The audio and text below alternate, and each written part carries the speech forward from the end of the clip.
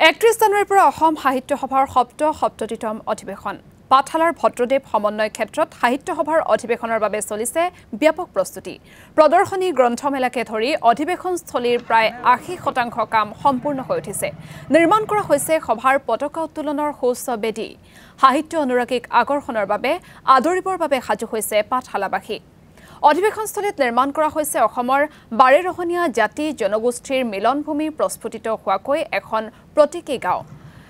আৰু সেই স্থানৰ পৰা আমাক এই মুহূৰ্তত পৰিৱেশ দেখুৱাব পোনপটীয়া সম্প্ৰচাৰত সংযুক্ত হৈছো নকুল তালুকদাৰ আমাৰ সৈতে আছে নকুল তালুকদাৰ কেনে ধৰণে প্ৰস্তুতি চলিছে কি পৰিৱেশ দেখুৱাব হয় আইছেংফা যেহেতু পাঠশালা অধিৱেশনৰ মাজত মাত্ৰ দুটা দিন বাকি আছে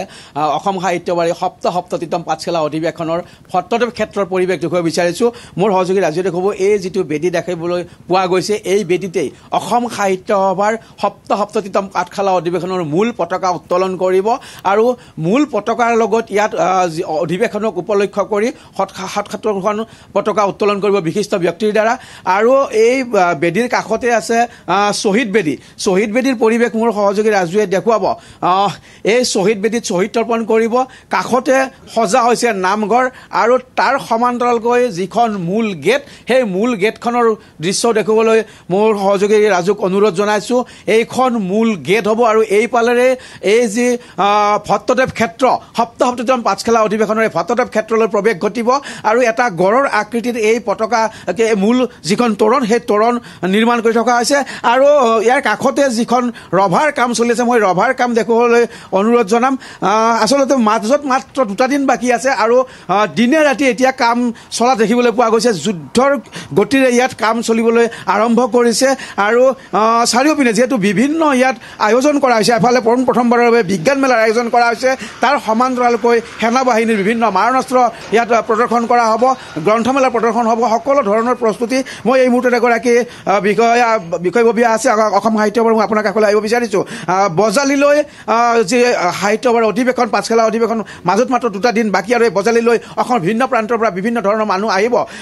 সাহিত্য অনুৰাগী ব্যক্তিসকলক আদৰাৰ কাৰণে কি ধৰণে আপোনালোকে প্ৰস্তুতি চলাইছে হয় অসম সাহিত্য সভাৰ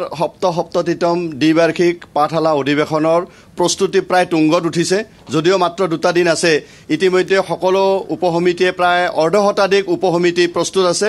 ৰেডি হৈ আছে সকলোৱে নিজৰ কামবিলাক যুদ্ধংদেহী মনোভাৱেৰে কৰি আছে দিনে নিশাই কাম চলি আছে যোৱাকালিও গোটেই নিশা কাম চলি আছে গতিকে আমি অসমৰ সমূহ ৰাইজক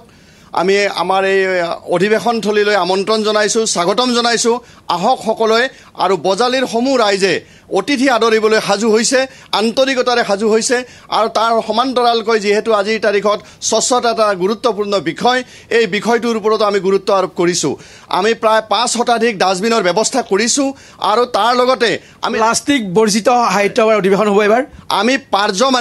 পাৰ্য মানে একক ব্যৱহৃত প্লাষ্টিকক আমি পৰিহাৰ কৰাৰ কাৰণে এটা আমি সিদ্ধান্ত লৈছোঁ আৰু ৰাইজকো আহ্বান জনাইছোঁ যে আমাক সহযোগ কৰক আৰু আমাৰ স্বচ্ছতা উপসমিতিৰ ফালৰ পৰা আমি সদায় সাজু হৈ আছোঁ আমাক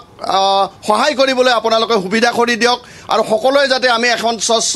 নিকা নিৰ্মল এখন সাহিত্য সভা পাবলৈ হয় তাৰ কাৰণে আমি প্ৰত্যেকেই বদ্ধপৰিকৰ হৈছোঁ নিৰ্মল পৰিৱেশ দিয়াৰ কাৰণে প্ৰস্তুতি চলোৱা হৈছে তামোলৰ ঢকুৱাত এইবাৰ প্ৰতিনিধিক আহাৰ গ্ৰহণ কৰাৰ ব্যৱস্থা কৰিব ধন্যবাদ জ্ঞাপন কৰিছোঁ সাহিত্য অনুৰাগীক আদৰিবলৈ কেনেধৰণে পাঠশালাবাসী সাজু হৈছে সেই পৰিৱেশ আপুনি দেখুৱাৰ বাবে